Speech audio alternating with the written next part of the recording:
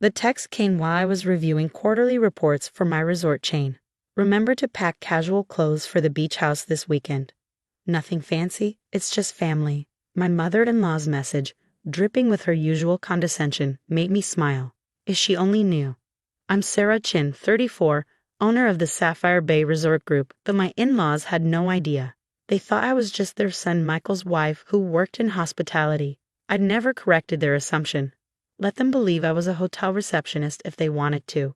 The truth was, I'd built my company from the ground up, turning one struggling beachfront property into a luxury resort empire.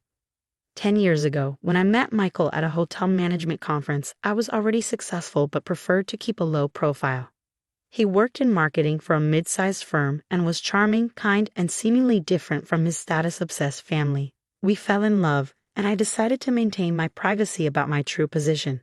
Let them get to know me for me, I told Michael. He agreed, though I sometimes caught him squirming when his family made snide remarks about my little job. The annual family beach vacation had always been a power play for my mother-in-law, Regina. She'd rent the most expensive house at Sapphire Bay, my flagship resort, and spend the week reminding everyone that she was the one treating the family to this luxury. The fact that she was actually paying me for the privilege was a private amusement I kept to myself for 5 years. But this year was different. 2 months ago, I'd overheard Regina and my sister-in-law Amanda plotting during a family dinner. It's time Michael traded up, Regina had said, not realizing I was approaching the kitchen. That Jessica from his office would be perfect. Her father owns half of downtown. Sarah's sweet, but she's just not our caliber. This beach trip is our chance to show Michael the difference between class and, well, you know. I quietly stepped back, my hand finding the resort keycard in my pocket, the master key with my name and title emblazoned on it. Maybe it was time for a different kind of vacation. Friday afternoon, I arrived at the beach house ahead of everyone else, using my private access road. The staff, who knew exactly who I was but were well trained in discretion, had everything prepared according to my specifications.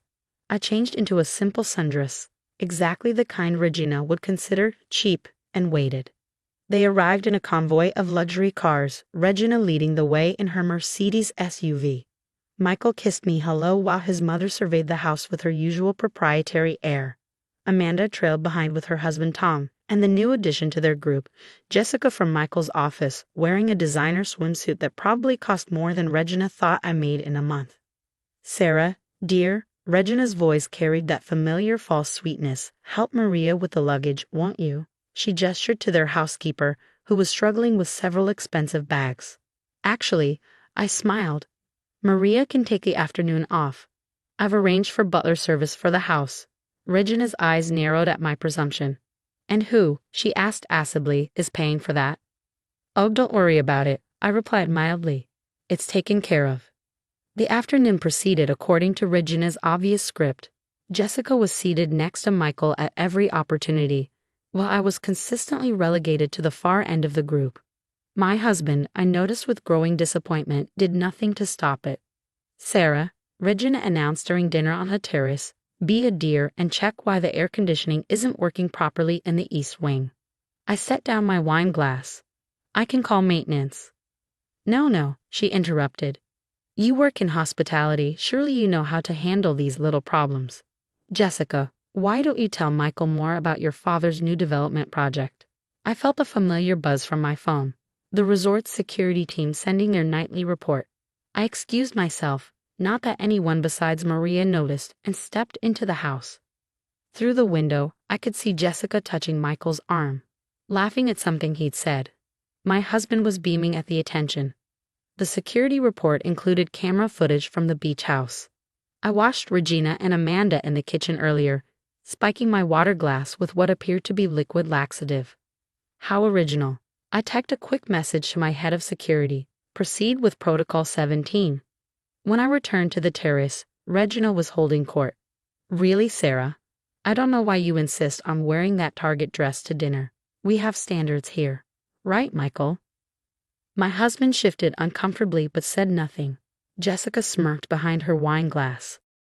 Speaking of standards, Regina continued, I've been thinking. This house really isn't big enough for everyone. Sarah, dear, perhaps you'd be more comfortable at one of the budget hotels in town. This is a family gathering after all.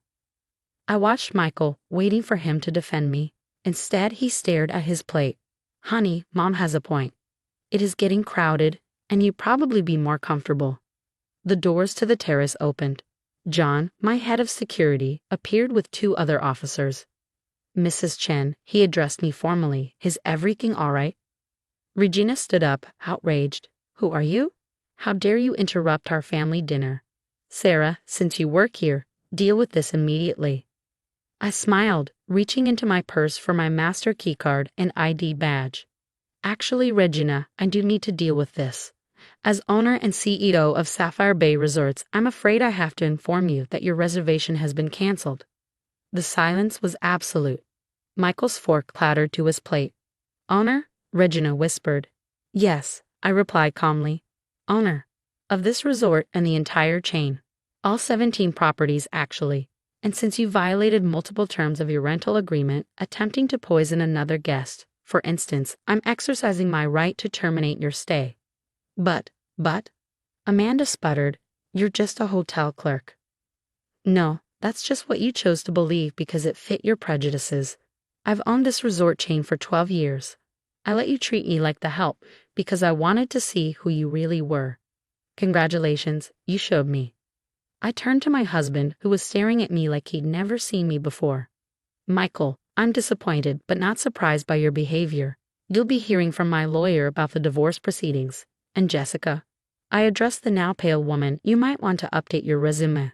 I just bought a controlling interest in your father's company. Your position is being eliminated in tomorrow's restructuring. Regina found her voice. You can't do this. We have a contract. The contract you never bothered to read.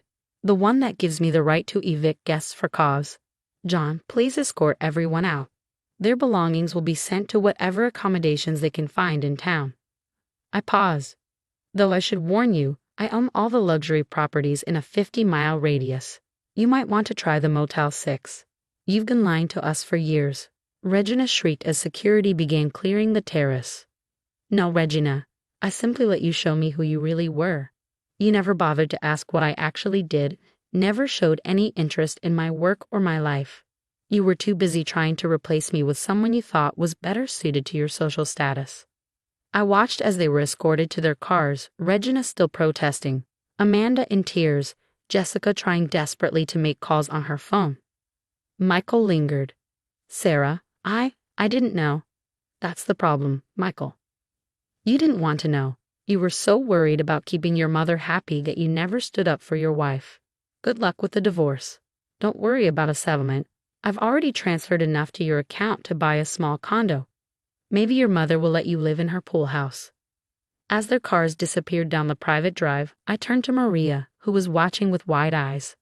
Maria, I'd like to offer you a new position as head of housekeeping services for the resort, with full benefits and triple your current salary, of course.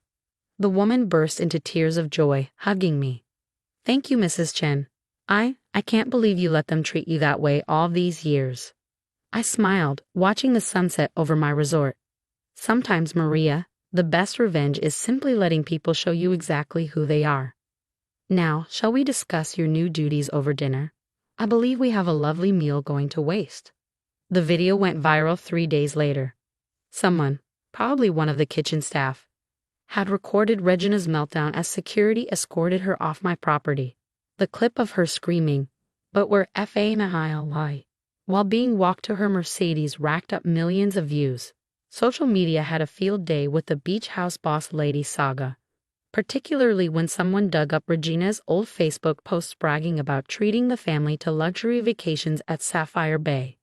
I watched the fallout from my private suite at the resort's penthouse, sipping coffee and reviewing acquisition proposals. My phone hadn't stopped buzzing since that night. Calls from Regina, Michael, Amanda, their friends, their country club associates. I blocked them all. The only call I took was from Jessica's father.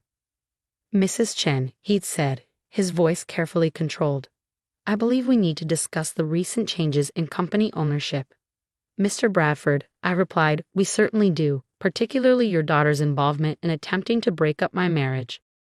I'm sure the board would be interested in those text messages between her and my mother-in-law. plotting to seduce my husband during a company-sponsored event. The silence on his end was delicious.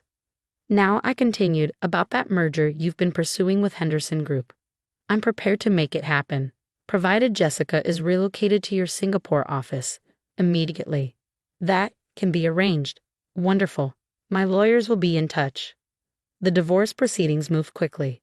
Michael's lawyer nearly choked when he saw my financial disclosures, the prenup I'd insisted on, the one Regina had called unnecessary for someone of Sarah's position, proved invaluable. Michael got exactly what we'd agreed to, enough for a modest fresh start, nothing more. Regina's attempts at damage control backfired spectacularly. Her tearful interview with a local news station, claiming she'd been blindsided by her daughter-in-law's deception, prompted my PR team to release security footage of her attempting to spike my drink. The resulting headlines weren't kind. Mother-in-law's poisoning attempt exposed. Beach house drama continues. Amanda tried playing peacemaker, showing up at my corporate office unannounced. Sarah, please, she begged, Mom's a wreck. The country club is freezing her out. Her charity board asked her to step down. Can't you make this all go away? I looked up from my laptop, where I'd been reviewing plans for my newest resort acquisition. Coincidentally, the very property Regina had been bragging about booking for next year's family vacation. Make what go away, Amanda? The consequences of your actions? The truth about how you all treated me? Or just the public embarrassment of being exposed? We didn't know who you were. That's exactly the point. You shouldn't have to know someone's net worth to treat them with basic respect. I turned my screen to show her the property listing. By the way, I just bought the Vista Del Mar Resort. Your mother might want to find a new venue for her annual I'm Better Than You vacation. The aftermath rippled through their social circle. Regina's carefully curated image as the family matriarch crumbled. Her friends, those same women who'd smirked at her subtle digs about her daughter-in-law's modest background, now whispered about her behind designer handbags. The irony of them doing so in my hotels wasn't lost on me. Michael attempted reconciliation exactly once. He showed up at my corporate office wearing the suit he bought for our wedding. I miss you, he said, standing awkwardly in front of my desk. I was wrong. I should have stood up to them. Yes, you should have. I kept my voice neutral. But you didn't, not once in 5 years. I didn't know you owned all this. If I'd known. That's the problem, Michael. You needed to know I was wealthy to treat me with respect. It should have been enough that I was your wife. He left my office with slumped shoulders, finally understanding what he'd lost. Not my money, the prenup ensured he'd never had that, but my trust, my respect, and any chance of a future together. 6 months after the beach house incident, I hosted a charity gala at my flagship resort. The event raised millions for educational scholarships for hospitality workers. Maria, now my head of housekeeping services, gave a moving speech about opportunities and second chances. Regina tried to purchase a ticket. Her payment was refunded with a note. We reserve the right to refuse service. The media coverage was extensive. Business magazines that had once dismissed me as lucky or in the right place at the right time now praised my strategic brilliance in building my empire. A famous business journal wanted to profile me for their Women in Leadership issue. Looking back, I told the interviewer, I'm almost grateful for how they treated me. It taught me valuable lessons about character, about how people behave when they think you're beneath them. I've incorporated those lessons into my company culture. Every employee, from dishwasher to executive, is treated with equal respect. The article went viral. Applications to work at my resorts tripled. I instituted a new hiring policy. Any hint of elitism or superiority in an interview was automatic disqualification. 1 year after the beach house incident, I received an invitation to Michael and Jessica's engagement party. Apparently, she'd returned from Singapore and they'd reconnected. The venue? One of my competitors' hotels, the only luxury property in the area I didn't own. I sent a gift, a framed copy of the rental agreement from that fateful beach weekend with a clause about behavior-based eviction highlighted. My note read, Congratulations. May your new family treat each other better than your last one treated me. Regina, I heard, had sold her beach house, the one she'd spent years renovating to keep up with the Sapphire Bay aesthetic. The buyer, my company, through a shell corporation. I had it converted into a retreat center for overworked hospitality employees. The transformation of my business continued. Sapphire Bay Resorts became known for more than luxury. We were celebrated for our corporate culture, our employee retention, and our zero-tolerance policy for guest harassment of staff. Maria's daughter became our first scholarship recipient, heading to Cornell's hotel management program with a full ride. When Regina's friends complained about the decline in service standards, since I'd instituted my progressive policies, I had their memberships in our loyalty program revoked.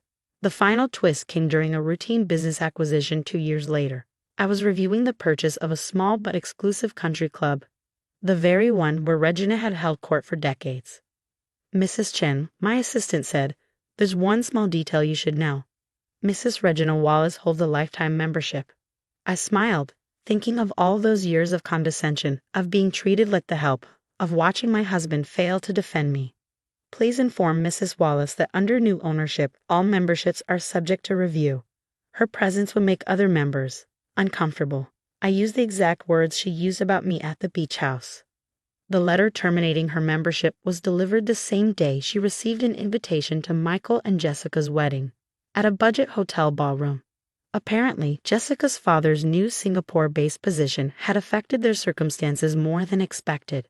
I donated Regina's membership fees to the scholarship fund. The first recipient, Maria's youngest daughter, who dreamed of owning her own hotel someday. Sometimes, sitting in my penthouse office overlooking the ocean, I think about that last family dinner at the beach house. The shock on their faces, the sudden realization that the person they dismissed had held the power all along. But real power, I've learned, isn't in wealth or status. It's in being true to yourself, in treating everyone with dignity regardless of their position, and in never letting anyone else define your worth. Regina still drives past the resort sometimes. I've seen her car slow down at the gates, seen her stare at the sign that bears my name. I wonder if she finally understands that her greatest mistake wasn't in underestimating my wealth. It was in underestimating my worth. The beach house where it all ended is now my favorite private retreat. I've kept one thing from that last dinner: the wine glass Regina tried to spike. It sits in a display case in my office, a reminder that success isn't just about making money. It's about maintaining your dignity while letting others reveal their true character. Last week, I received a letter from Michael. Inside was an invitation to his and Jessica's wedding, along with a handwritten note. "I know you won't come, but I wanted you to see what rock bottom looks like. You were right about everything. I'm sorry I didn't see it sooner." I sent back a response on Sapphire Bay letterhead. "Congratulations. I've booked you the honeymoon suite at our Singapore property. Consider it my wedding gift, and a reminder that class has nothing to do with money." The suite, of course, didn't exist, but I'm sure they'll figure that out when they get there. After all, some lessons are best learned the